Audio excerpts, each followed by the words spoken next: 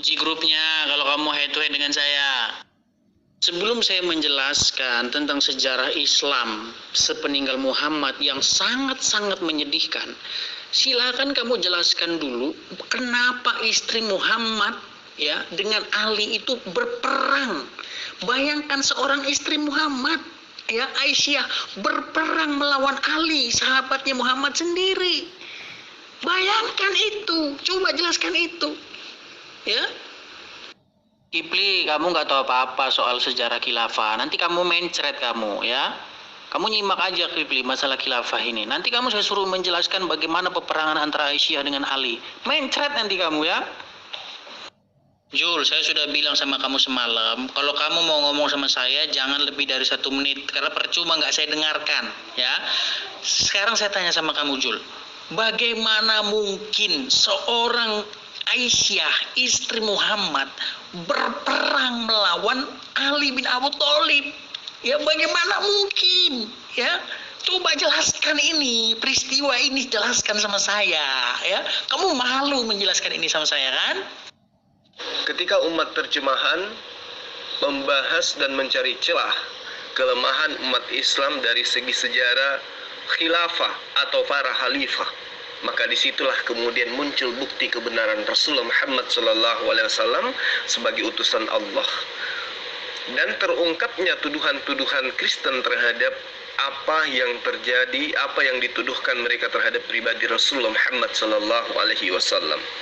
Dengan bangga, Saudara Edi Sidabutar ini mencoba mencari celah dengan membuka materi tentang perselisihan antara Amirul Mukminin Siti Aisyah dengan Khalifah Ali bin Abi Thalib.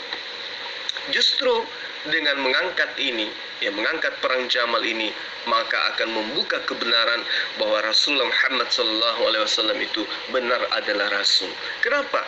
Karena sebelum kejadian pada masa Rasulullah Muhammad SAW itu masih hidup, jelas Rasulullah mengabarkan kepada para sahabat akan terjadi fitnah terhadap Utsman yang diawali dengan fitnah terhadap pembunuhan terhadap Umar. Ini hadisnya hadis sahih, diriwayatkan oleh Bukhari dan kemudian diriwayatkan oleh Muslim. Ini bukti bahwa apa yang terjadi kemudian adalah sesuatu yang sudah diramalkan oleh Rasulullah. Kemudian hadirnya Siti Aisyah sebagai pemimpin untuk mengangkat sebuah misi kebenaran, mencari tahu siapa pembunuh Utsman bin Affan, itu membuktikan bahwa tuduhan orang Kristen yang mengatakan Siti Aisyah itu adalah korban pedofilia adalah terbantahkan dengan hebatnya. Kenapa saya katakan? Ketika Siti Aisyah itu adalah korban pedofil, maka tidak mungkin dia berdiri sebagai pemimpin perang untuk melawan kemungkaran.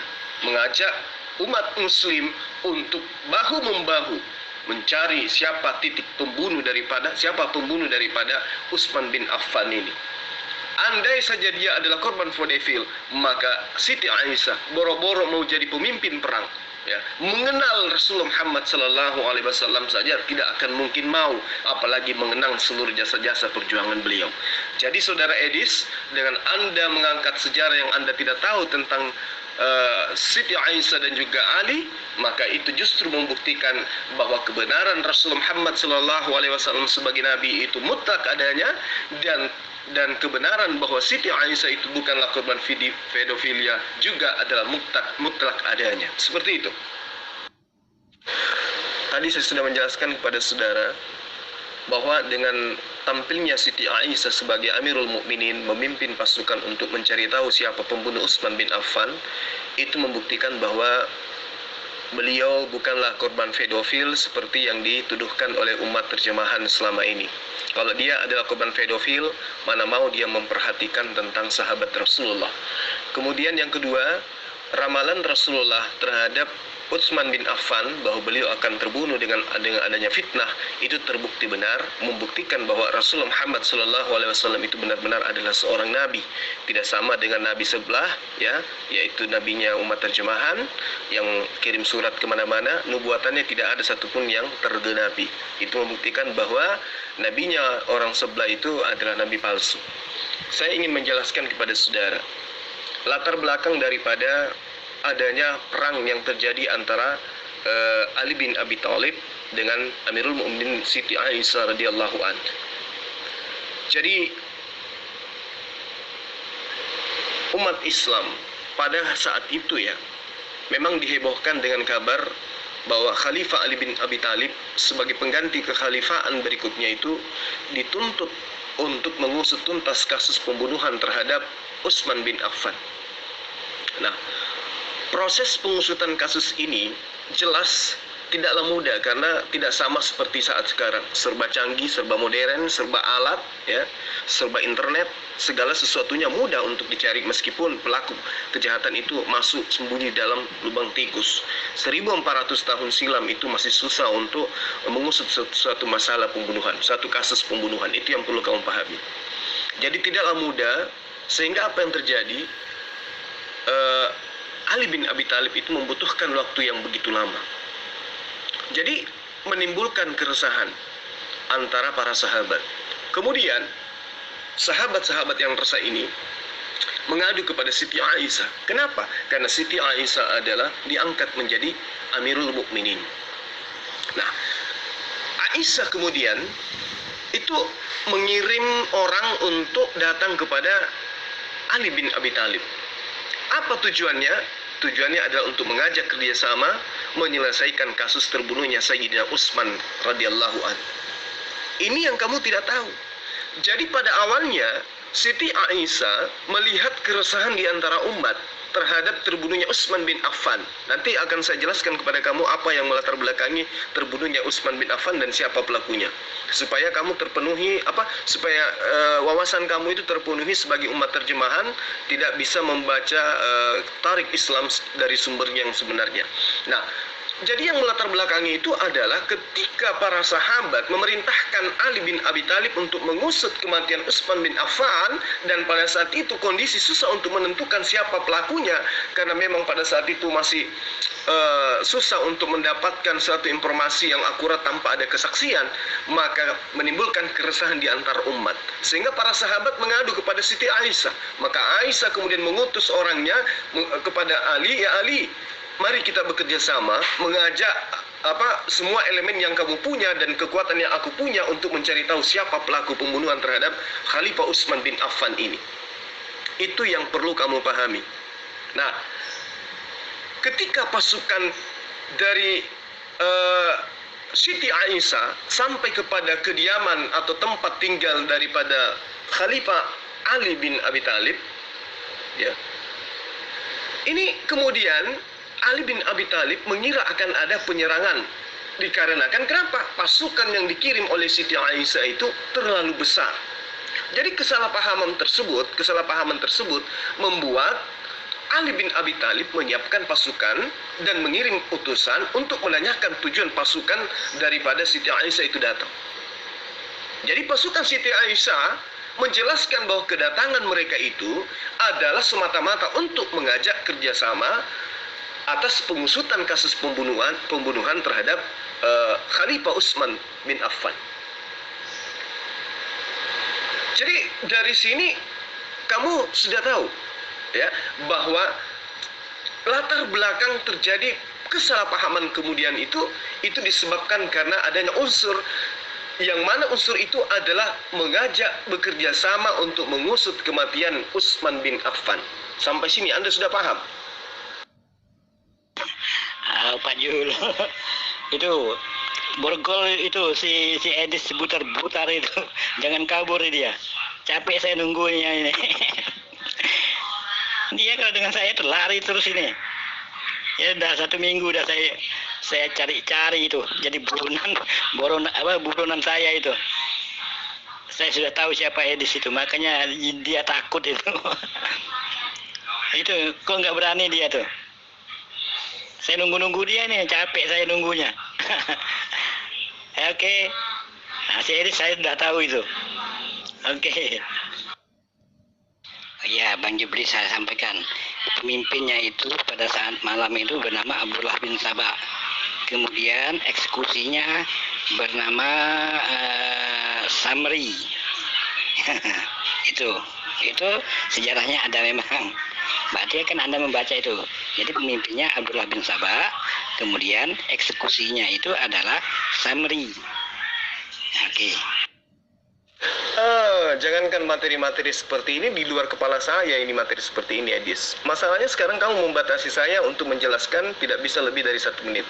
Jadi kayak mana saya menjelaskan tarikatul Islam terhadap Anda, sementara Anda tidak mau mendengarkan. Nah, ini adalah sejarah 1400 tahun silam yang saya harus luruskan kepada Anda supaya benang kusut yang ada di dalam otak Anda itu bisa diluruskan dengan baik. Kenapa bisa terjadi perang? Ya, ini harus saya jelaskan kepada Anda supaya Anda paham. Ya, tadi saya sudah menjelaskan kepada kamu, latar belakang yang terjadi pada saat itu adalah kesalahpahaman. Yang mana sumber daripada adanya perang ini adalah niat baik untuk bekerja sama mengusut kematian Utsman bin Affan. Ya, nah, kalau Anda ingin tahu lebih jelas, biarkan saya bercerita sampai 6 jam kemudian tanpa terputus-putus. Jangan Anda bosan, karena ini bercerita tentang sejarah. Ya, karena saya yakin memang Anda itu tidak tahu. Saya yakin sekali Anda tidak tahu. Jadi yang perlu Anda pahami adalah ketika Utsman bin Affan itu terbunuh, Ali bin Abi Thalib itu kemudian mengusut, dan lama kemudian belum dituntaskan siapa pelakunya. Para sahabat yang lain resah, mereka melapor kepada Siti Aisyah. Siti Aisyah kemudian mengirim pasukan untuk menyampaikan pesan kepada Ali bahwa Ali, ayo kita bekerja sama untuk mencari tahu siapa pelaku pembunuhan tersebut. Ya, ketika orang-orang yang datang kepada Siti Aisyah, kepada Ali, mengatakan bahwa kedatangan mereka adalah untuk mengajak kerjasama mengusut kasus pembunuhan terhadap Khalifah Utsman bin Affan. Setelah mendengarkan penjelasan itu, Ali kemudian dan juga pasukannya merasa senang dan menyambutnya dengan baik. Nah, inilah detik-detik terjadinya cikal bakal perang itu terjadi, Edis Sidabutar. Pada malam harinya, ketika mereka tertidur, ya, mereka tertidur pulas, ya, tiba-tiba dalam kegelapan malam itu ada sekelompok orang yang menyelundup. Ada yang menyelundup masuk ke pasukan Ali, ada juga yang menyelundup masuk ke pasukan Siti Aisyah. Kelompok ini adalah pengikut dari pembunuh daripada Khalifah Utsman bin Affan. Mereka ingin mengadu domba kedua belah pihak dengan menyusup pada masing-masing kelompok, baik terhadap Ali maupun kepada Siti Aisyah. Pasukan penyusup ini kemudian membagi diri menjadi 2 kelompok. Satu menyerang pasukan Ali, satu menyerang pasukan Aisyah. Sehingga apa yang terjadi? Perang bunuh-bunuhan pun mulai terjadi pada malam itu. Itulah cikal bakal perang yang terjadi, yang perlu kamu pahami dengan baik. Bohong lagi, Bang. Bohong lagi nih. Ini makhluk bohong lagi nih. Aduh. Lanjutkan, Bang. Hajar, Bang. Pusing aku.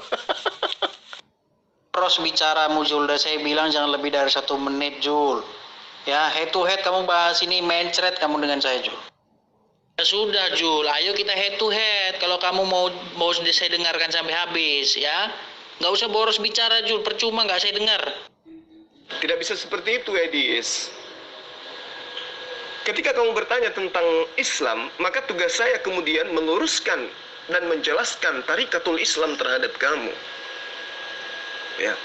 Saya tidak mau kamu itu membodohi orang lain dengan mengangkat sebuah tema yang tidak sesuai dengan fakta yang sebenarnya. Maka kamu siap tidak siap harus mendengarkan penjelasan saya tentang apa yang kamu tuduhkan. Kamu kan mengaku lebih hebat Islam daripada siapapun di muka bumi ini. Saya mengajak Anda untuk menelaah lebih jauh. Saya senang Anda bertanya tentang masalah hubungan antara Ali bin Abi Thalib dengan Ummul Mukminin Siti Aisyah. Senang saya. Ketika kamu mengatakan Amirul Mukminin Ali bin Abi Thalib dengan Ummul Mukminin Siti Aisyah itu berselisih paham, maka saya muncul kemudian mengajarkan kepada Anda bahwa hubungan emosional, hubungan kekerabatan, hubungan iman antara Siti Aisyah dengan Ali bin Abi Thalib itu adalah hubungan yang sangat baik. Hubungan saling berkasih sayang. Hubungan yang ukhuwah Islamiyahnya sangat kental. Mereka adalah mereka ini adalah pengikut Rasul Muhammad SAW yang memegang teguh terhadap ajaran yang dianut, yang dibawa, yang diajarkan oleh Rasulullah kepada mereka. Untuk itulah kemudian saya menjelaskan kepada Anda, jika kemudian Anda mengatakan perang yang terjadi antara Ali bin Abi Thalib dengan Siti Aisyah adalah membuktikan bahwa Islam itu adalah agama ini dan agama itu, kewajiban saya sebagai orang yang paham Islam mengajarkan kepadamu sebagai umat terjemahan yang tidak tahu apa-apa tentang apa yang terjadi di antara Ali dan Siti Aisyah ini. Itu yang perlu kamu pahami. Jadi meskipun di antara kedua orang ini, antara Ali dan Siti Aisyah itu terkadang ada perbedaan pendapat dalam masalah-masalah ijtihad, ya, dan meskipun di antara keduanya pernah terjadi suatu peperangan, tapi yang pasti kamu harus tahu, hubungan antara mereka berdua ini adalah hubungan kasih sayang sangat-sangat tidak bisa diragukan kedekatannya. Maka dari itu, izinkan saya menjelaskan kepadamu. Kalau kamu membatasi waktu saya untuk menjelaskan, itu sama halnya kamu membodohi dirimu sendiri. Iya kan? Saya akan menjelaskan kepada kamu bagaimana terjadinya waqatul jamal. Ya, datangnya dan perginya atau selesainya perang tersebut. Saya akan jelaskan kepada kamu. Di atas saya sudah menjelaskan bagaimana kemudian latar belakang terjadinya kesalahpahaman peperangan antara Ali dan juga terhadap Siti Aisyah. Izinkan saya untuk menuntaskan itu. Dan kamu harus sabar untuk menanti sampai mana penjelasan saya berakhir. Itu yang perlu kamu paham. Karena saya harus menjelaskan kepada kamu apa penjelasan Imam Ibnu Jarir At-Tabari, bagaimana dia kemudian menyebutkan Ali bin Abi Thalib yang memberikan isyarat kepada beberapa pasukan agar onta yang dinaiki Ummul Mukminin itu dilumpuhkan. Bagaimana kemudian sejarah simultan saat Amirul Mukminin Ali bin Abi Thalib mengeluarkan perintah isyarat untuk membunuh onta yang dinaiki Ummul Mukminin Siti Aisyah. Lalu bagaimana kemudian saat waqatul jamal telah selesai, apa yang Ummul Mukminin radhiyallahu an kehendaki terhadap kota Bashrah dan hubungannya dengan Ali bin Abi Thalib, itu perlu saya jelaskan kepada kamu. Lalu kemudian bagaimana kronologis perpisahan antara Ali bin Abi Thalib dengan Siti Aisyah setelah terjadinya perang. Ya, bagaimana kemudian tentang berkecamuknya waqatul jamal itu sendiri, sebenarnya yang melatar belakangi itu ulah siapa. Ini harus saya jelaskan kepada kamu supaya selamanya kamu tidak menjadi umat terjemahan. Seperti itu, Edis. Kamu tahu apa, Jul, tentang sejarah Islam, Jul? Kalau kamu mau head to head dengan saya, boros kamu ngomongnya, Jul. Omonganmu semua dongeng. Ini sudah head to head. Saya tidak melayani yang lain. Saya hanya melayani kamu. Silakan bantah apa yang saya sampaikan kepada saudara. Ayo, latar belakangnya adalah kesalahpahaman. Ketika Siti Aisyah mengirim pasukan kepada Ali, ya, kepada Ali menerima pasukan itu. Mereka berpelukan. Ya, mereka tidur bersama, mereka makan bersama. Pada malam hari kemudian masuk penyusup. Itu yang melatar belakangi. Apakah pemahamanmu sampai ke sana? Ya, belum tentu kamu memahami sampai di sana, iya kan?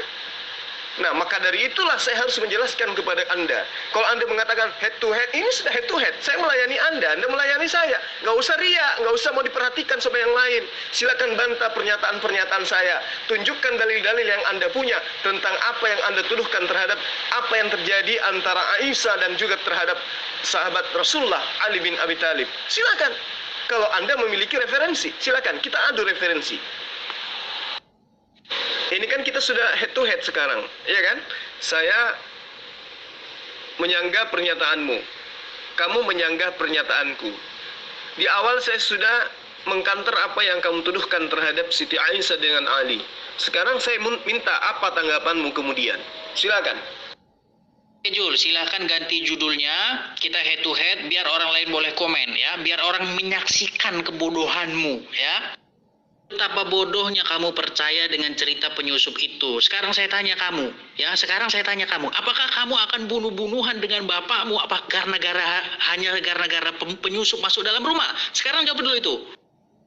Oh ya Bang Jul, ilmu sejarah dalam Islam, ya, ini mungkin pemikiran saya.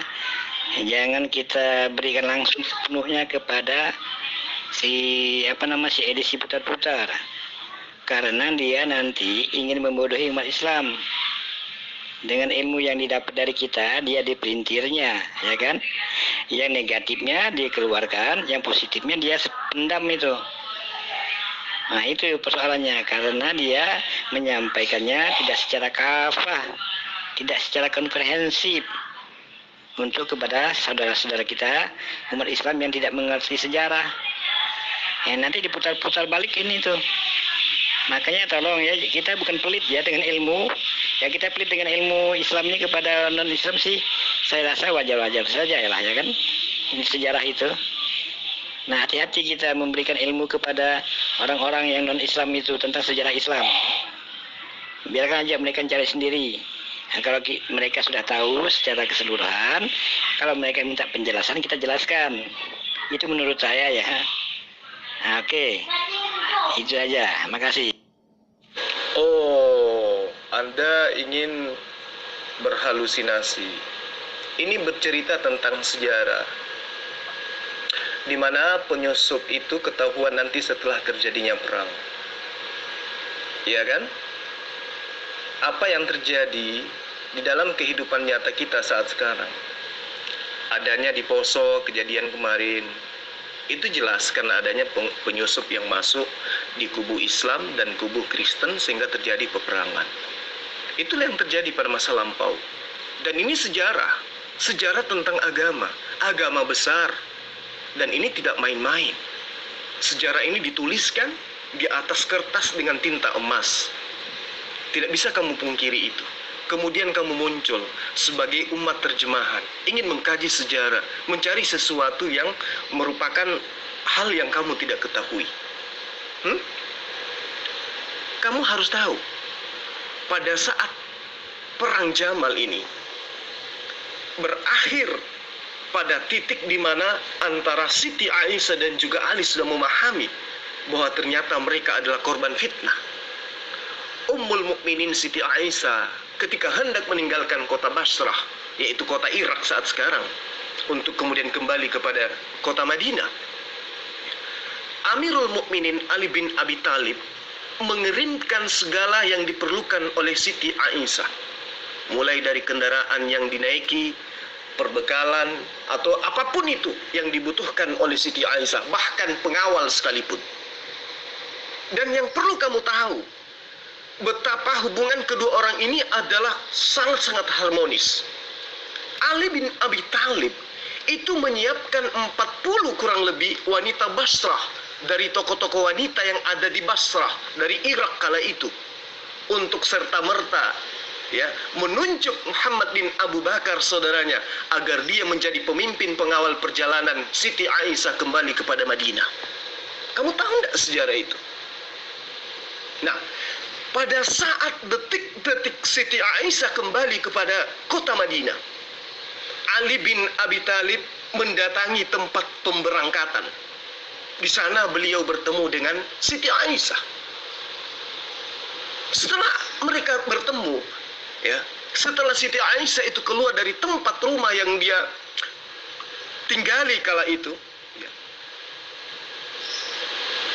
Siti Aisyah berpamitan dengan semua hadirin yang ada pada kala itu di Basrah, di Irak. Ketika berpamitan kepada Ali bin Abi Thalib, Siti Aisyah berkata apa kepada Ali bin Abi Thalib? Siti Aisyah mengatakan apa? Wahai anakku, wahai putraku, wahai buah hatiku, janganlah ada di antara kita yang saling mencelah. Demi Allah, apa yang pernah terjadi antara kamu, ya, dan aku di masa lalu, di masa hidup Rasulullah Shallallahu Alaihi Wasallam, tak lain dan tak bukan, dan masa sekarang ini, itu hanyalah peristiwa antara seorang perempuan dengan keluarganya, dengan menantunya. Dan demi Allah, kata Siti Aisyah, aku bersaksi bahwa Ali bin Abi Thalib termasuk ahlul khair. Paham tak kamu itu? Lalu apa kata Ali kepada Siti Aisyah? Disaksikan oleh penduduk banyak kala itu. Demi Allah, apa yang ibunda, apa yang ibuku, apa yang mamaku, apa yang Ummul Mukminin katakan ini adalah benar. Tidak terjadi apa-apa antara diriku dengannya kecuali seperti itu. Dan sungguh Siti Aisyah Ummul Mukminin adalah seorang istri Nabi Rasulullah Muhammad sallallahu alaihi wasallam yang kalian jadikan sebagai pemimpin baik di dunia maupun di akhirat. Kemudian Siti Aisyah berangkat melakukan perjalanan dan Ali bin Abi Thalib mengantarnya sampai beberapa mil jauhnya. Ini kamu nggak tahu. Ini yang kamu nggak tahu. Andai saja Siti Aisyah ada permusuhan dengan Ali bin Abi Thalib, mustahil akan mengeluarkan kata-kata seperti itu. Dan kalau saja Ali bin Abi Thalib sebagai Amirul Mukminin, ya, pada saat itu ada permusuhan dengan Siti Aisyah, maka mustahil ia akan mengatakan seperti itu. Mustahil dia akan membenarkan ucapan Siti Aisyah.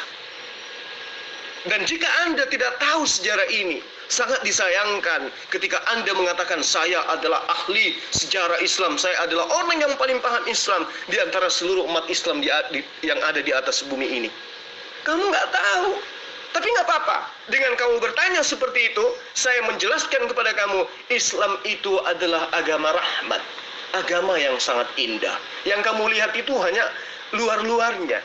Kenapa? Karena yang mendasari kamu ingin tahu Islam hanyalah kebencian. Pahami itu dengan baik.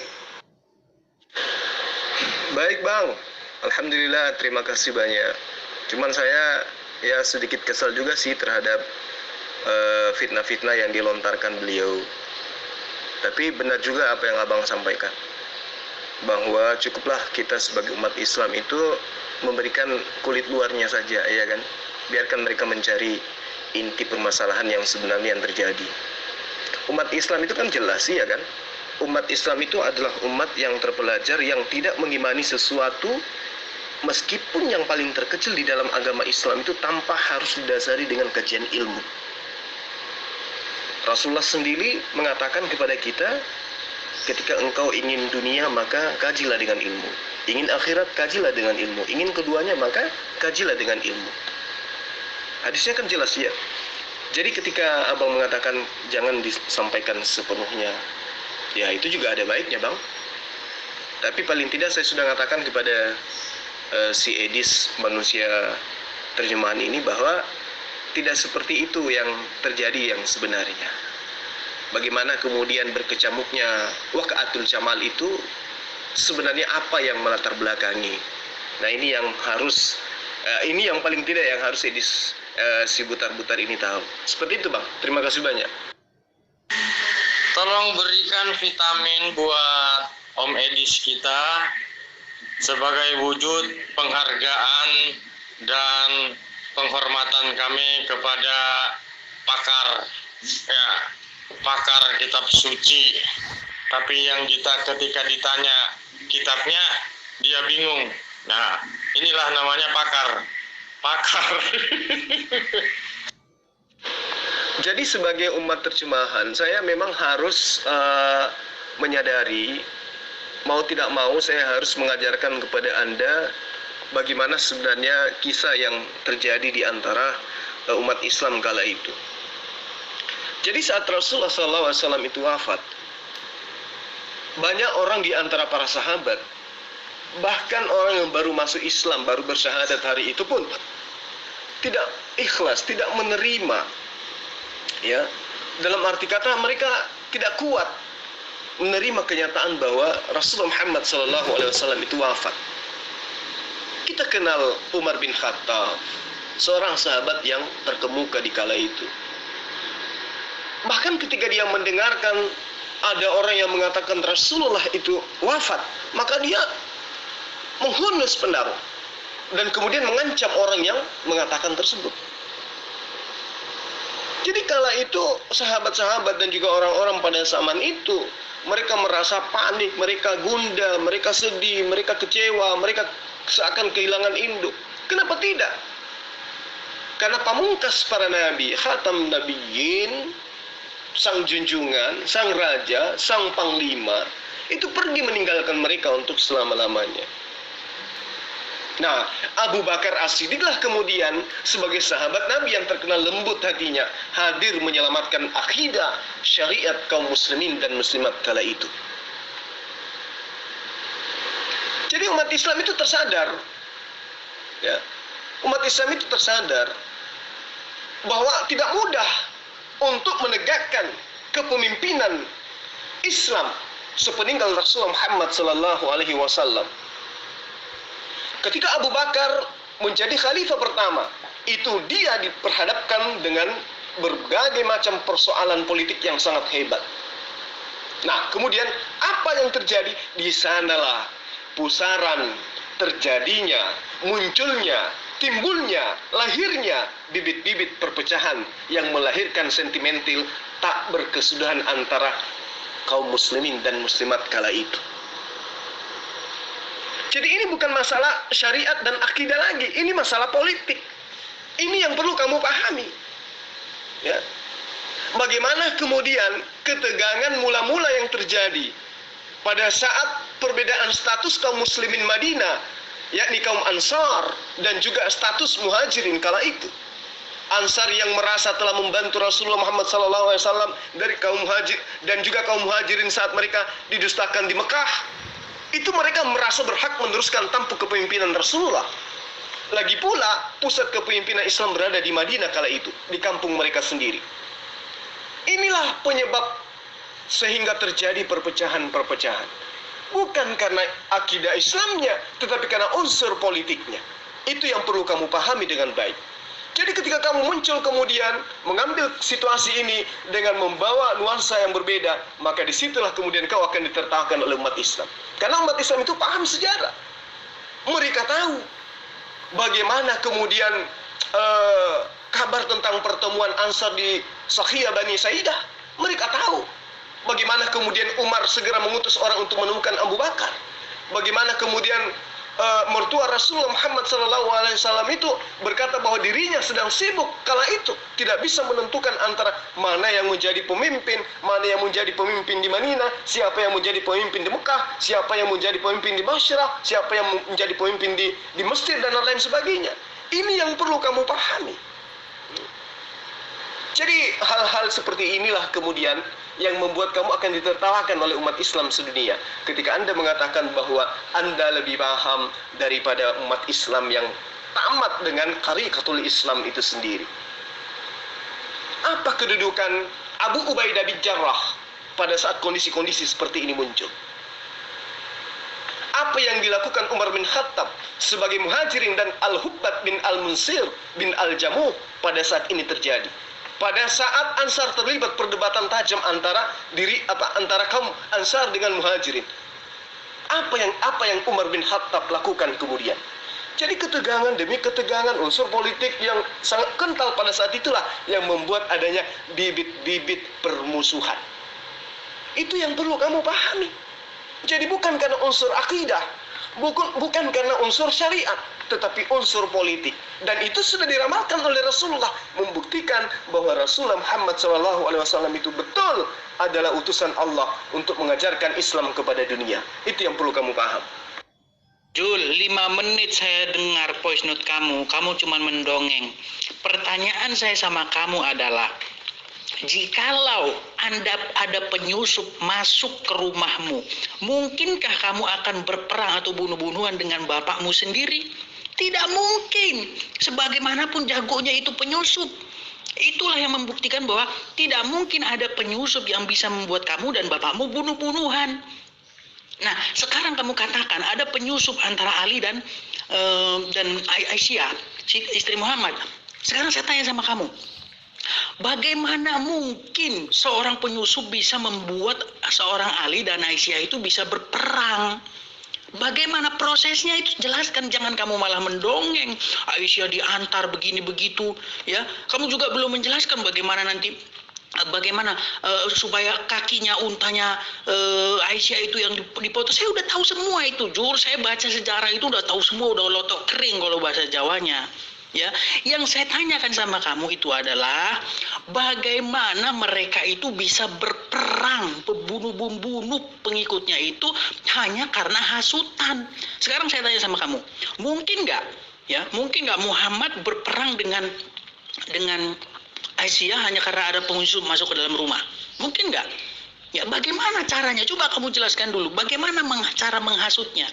Ya, kamu katakan ada yang melempar panah ke pasukan Aisyah, ada yang melempar panah ke pasukan ke pasukan Ali. Sekarang saya tanya kamu, kalau hanya dikarenakan pelempar panah, hubungan Aisyah dengan Ali itu betul-betul akrab, mereka bersama-sama menjadi sahabat Muhammad, tidak mungkin mereka langsung mengangkat pedang saling bunuh-membunuh hanya karena ada panah yang terlempar dari sana dan sini. Ya, apalagi peristiwa peperangan itu sudah jelas, banyak orang mengadu domba. Pasti Aisyah dan Ali akan bertemu, kepala pasukan akan bertemu. Kenapa kok Anda melemparkan panah? Kenapa kok ini? Oh, bukan, itu hanya penyusup. Itu pasti yang terjadi semacam itu, ya. Sekarang kamu, Jul, tugas kamu itu memeriksa ya, sejarah yang ditulis itu penuh dengan intrik politik atau tidak, banyak yang ditutup-tutupi atau tidak. Itu yang saya ajak kamu berpikir ke situ. Ya, bukan malah kamu mendongeng. Kamu tidak menjelaskan apa yang saya tanyakan, kamu malah mendongeng. Coba silakan kamu jelaskan itu. Bagaimana penyusup itu bisa membuat seorang Ali dan Aisyah itu bisa bertempur? Bagaimana caranya dia? Hanya dengan melemparkan panah, hanya begitu langsung perang. Berarti sudah ada bibit-bibit ya, sudah ada bibit-bibit ya, akar-akar permusuhan antara Ali dan Aisyah. Coba Jul, bagaimana? Kalau nggak ada bibit permusuhan, disulut sedikit langsung kebakar. Kalau kamu dengan ayahmu tidak ada permusuhan, bagaimanapun jagonya orang bikin kompor di dalam rumahmu tidak akan bisa. Ya, itulah hubungan ayah dengan anak. Nah, coba saya jelaskan sama kamu hubungan Aisyah dengan Ali ini bagaimana. Kamu katakan tadi akrab begini antara ini dan itu, kamu malah mendongeng seperti itu. Coba jelaskan sekarang. Panjang lebar kamu menjelaskan, tak satu pun pertanyaan saya kamu singgung. Saya tadi bertanya sama kamu, bagaimana cara penyusup itu mengadu domba Ali dengan Aisyah? Kamu tidak menjawab. Sedikit pun kamu tidak menjawab. Kemudian kamu katakan bahwa permusuhan itu adalah karena politik. Bayangkan betapa rendahnya ya orang yang berkelahi karena politik. Ya, ada nggak orang rumah ya yang alim ya, yang soleh bertengkar di dalam rumah hanya karena masalah politik? Itu menunjukkan kerendahan ya kualitas dari orang yang bertengkar karena masalah politik. Berarti kamu sudah mengakui ya. Terus tadi kamu katakan tidak ada permusuhan antara Ali dan Aisyah. Sekarang kamu katakan permusuhan gara-gara politik. Ya, kamu tidak konsekuen, Jul. Sudahlah, Jul ya, kamu nyangkul aja. Kamu nggak pantas kamu diskusi sama saya. Nah, justru ini mencerminkan ketidaktahuanmu tentang tarikatul Islam. Justru semakin kamu berargumen, semakin menyatakan dirimu itu tidak tahu apa-apa tentang sejarah Islam. Kamu tahu tidak seluas apa wilayah kekuasaan Rasulullah Sallallahu Alaihi Wasallam pada saat itu? Kamu pikir hanya segampang pencerminan kamu seperti satu rumah gitu? Halo, Jazirah Arab itu seluas apa coba? Itu sudah dikuasai Rasulullah. Sampai di Mesir, sampai di Irak, sampai di sampai di Madinah. Kamu pikir ini negara-negara kecil? Ya? Itu sudah tunduk semua di bawah kepemimpinan Rasulullah Muhammad Sallallahu Alaihi Wasallam, dan kamu anggap itu seperti rumah. Oh, itulah yang membuktikan bahwa kamu tidak ada ilmu sama sekali. Jadi gini, yang terjadi kemudian itu penyusup yang menginginkan adanya perpecahan dalam kubu Islam itu pasti ada. Bagaimana kemudian orang-orang muhajirin bisa dipecah belah dengan orang-orang Ansar, itu pasti ada orang-orang yang tidak senang. Inilah yang membuktikan kamu itu buta dengan sejarah Islam. Yang perlu kamu pahami kemudian adalah Rasulullah SAW setelah sepeninggalnya itu dipimpin oleh Khalifah Abu Bakar, ya, itu kurang lebih selama 2 tahun, dan itu aman-aman saja. Kemudian dilanjutkan kurang lebih 10 tahun oleh Khalifah Umar bin Khattab. Persatuan di antara umat Islam pada generasi ini itu benar-benar terjaga. Namun yang perlu kamu pahami dengan baik, Saudara Edis, sebagai umat terjemahan, benih-benih keretakan di antara mereka itu kembali muncul ya yang tadi ketika ada kisru pada saat Rasulullah SAW itu wafat, siapa yang mau jadi pemimpin, itu terjadi ada kisru-kisru kecil, tapi bisa diamankan kembali. Nah, mereka aman selama kurang lebih 12 tahun kepemimpinan antara Khalifah Abu Bakar dan juga Khalifah Umar bin Khattab. Benih-benih perpecahan itu kemudian muncul ya saat ketika sebagian dari masa kepemimpinan Khalifah Utsman bin Affan. Nah, inilah letak-letak detik-detik terjadinya apa yang diramalkan oleh Rasulullah Muhammad SAW. Itu yang perlu kamu pahami. Jadi Islam kala itu adalah sebuah sistem pemerintahan yang sangat luas. Bayangkan saja itu. Afghanistan, Irak, Yaman, Mesir, Madinah, semua di dalam kungkungan kekuasaan negara Islam kala itu. Luas sekali. Bayangkan ada berapa negara menjadi satu. Jadi tidak mudah dipimpin oleh orang-orang yang bukan lagi sebagai seorang nabi. Tidak mudah. Memang harus betul-betul dipimpin oleh orang yang benar-benar akan menimbulkan kisru terlebih dahulu, baru kemudian terpilih sebagai seorang pemimpin. Dan kalau sudah terpilih sebagai seorang pemimpin, maka karena di dalamnya majemuk, ada orang yang munafik, ada orang kafir, ada orang yang hanya mengatasnamakan Islam, maka tentu kebencian dan juga iri hati terhadap kekompakan yang terjadi pada zaman Rasulullah itu akan memicu mereka membuat kisru di dalam tubuh agama Islam. Itu yang perlu kamu pahami. Bagaimana kemudian di dalam ajaran agamamu, antara Lukas dan Markus tidak saling mengenal, antara Markus dengan Yohanes tidak saling mengenal, antara Yohanes dan juga Paulus tidak saling mengenal, dan sementara kitab-kitab mereka itu kalian jadikan sebagai kitab suci. Ya toh? Bagaimana kemudian perpecahan yang terjadi antara Kristen dengan Katolik, antara Protestan dengan Katolik, dengan Kristen dan seterusnya, itu adalah cerminan yang sangat sederhana. Jadi tidak bisa dipungkiri, Edi. Semakin kamu mencari titik kelemahan Islam, maka harumnya agama Islam, wewangian terhadap indahnya ajaran Islam akan tercium dengan wewangian yang semerbak, sangat mengharumkan. Seperti itu. Jadi sedikit saya sudah menjelaskan ya, paling tidak sudah terungkap duduk persoalan yang sebenarnya seperti apa. Nah, sekarang saya ingin penjelasan dari saudara Edi Sidabutar tentang Paulus yang sudah dipilih menurut Paulus menjadi rasul dari sejak rahim ibunya. Kalau itu benar bahwa Paulus itu terpilih menjadi rasul dari sejak dalam rahim ibunya, pertanyaan saya, kenapa kemudian hidupnya itu tidak pernah bertemu dengan Isa atau Nabi Isa atau Yesus di dalam pemahaman Kristen? Dan kenapa kemudian kalau dia adalah rasul dari sejak rahim ibu, kenapa di dalam hidupnya ada perilaku brutal, yaitu dia tampil sebagai penjagal, mengejar, memburu, menganiaya, menyiksa, bahkan membunuh murid-murid Yesus. Itu gimana Anda menjelaskan? Kenapa ada perpecahan antara rasul yang kemudian akan mengajarkan pengajaran terhadap berdirinya sebuah konsep agama bernama agama Kristen? Kenapa ada perpecahan saling bunuh-bunuhan antara Paulus dengan rasul-rasul yang lain? Silakan Saudara Edis, saya mohon Anda menjelaskan ini supaya tidak ada dusta di antara kita. Karena saya kan sudah menjelaskan ya kan, antara kisru yang terjadi antara Amirul Mukminin Ali bin Abi Thalib dengan Ummul Mukminin Siti Aisyah. Saya sudah menjelaskan kepada Anda secara sistematis, terinci dan juga akurat. Nah, sekarang saya minta apa yang melatar belakangi seorang rasul saling bunuh-bunuhan, yaitu Rasul Paulus yang adalah pendiri Kristen dan rasul-rasul yang lain yang adalah murid-murid Yesus. Silakan. Iya bang, kalau di internalnya kita pasti tahu lah, Khawarizm Mu'tazilah itu pasti tahu lah. Cuman ini kan lagi di grup yang mereka tahu itu adalah Syiah Sunni. Ya kan? Tapi nggak apa-apa lah ya.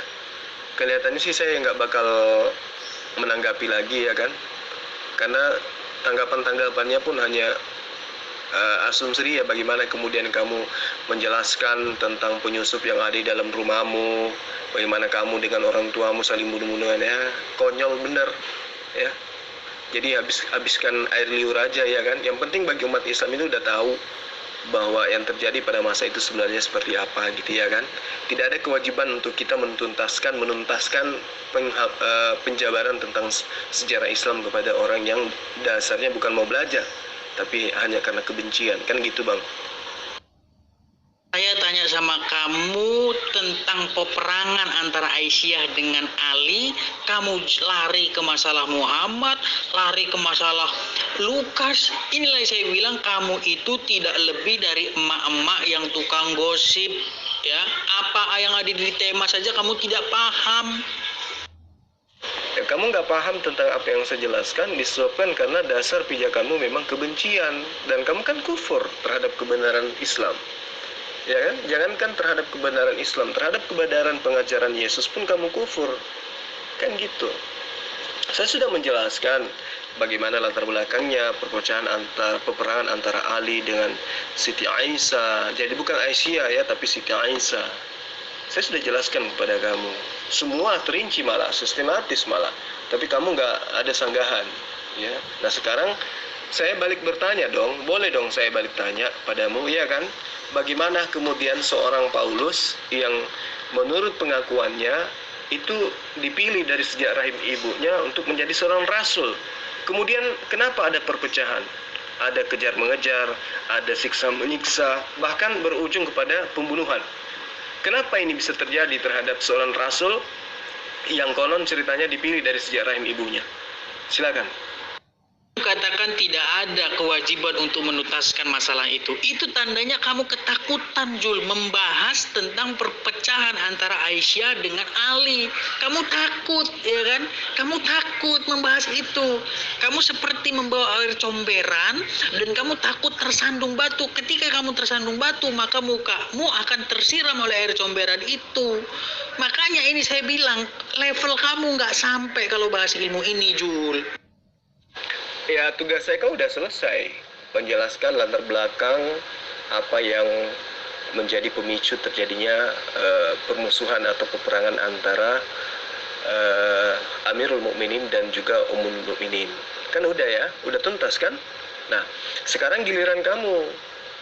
Paulus yang konon katanya dipilih dari sejak rahim ibunya untuk menjadi seorang rasul, kenapa kemudian terjadi kepincangan antara apa yang dia katakan dengan fakta yang terjadi?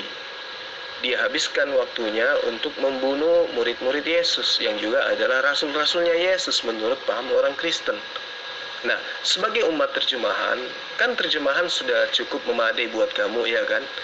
Tolong jelaskan melalui terjemahan itu apa yang melatar belakangi Paulus yang adalah rasul itu membunuh murid-murid Yesus. Coba Anda jelaskan kepada kita yang ada di sini. Silakan. Jul, dari dulu saya sudah menyuruh kamu untuk naik kelas. Kalau kamu memang mau saya tanggapi dengan serius, kita head to head, ya. Atau kita bisa live di YouTube, ya. Tapi kamu takut, nggak akan berani itu, nggak akan berani kamu. Bahkan selari kamu tunggang langgang. Apa kamu tidak malu mengatakan Amirul Mukminin? Berarti kamu mengatakan bahwa Ali itu adalah khalifah yang sah. Bagaimana mungkin khalifah yang sah, Aisyah berani menentang khalifah yang sah, memerangi khalifah yang sah? Kamu katakan seperti itu. Bagaimana hukumnya memerangi Amirul Mukminin? Ya, Aisyah itu memerangi Ali. Ya, mereka berperang itu. Ya, perang Jamal, ya, perang Unta, perang dan yang lain-lain. Coba kamu jelaskan itu. Kamu berbelit-belit kan bahas ini? Itu alasan kamu aja. Kalau kamu sudah tidak bisa menjawab, kamu lantas mengatakan itu. Ini kita sudah berjam-jam dari tadi kok. Giliran kamu nanya Islam, kamu bisa di sini. Giliran kamu sudah mentok, nggak bisa jawab apa-apa, alasanmu selalu begitu. Ya, tapi nggak apa-apa lah. Biarkan orang lain yang menilai bahwa memang kamu itu tidak ada ilmu sama sekali. Dasar pijakanmu ikut debat itu karena kebencian. Berbeda dengan Islam.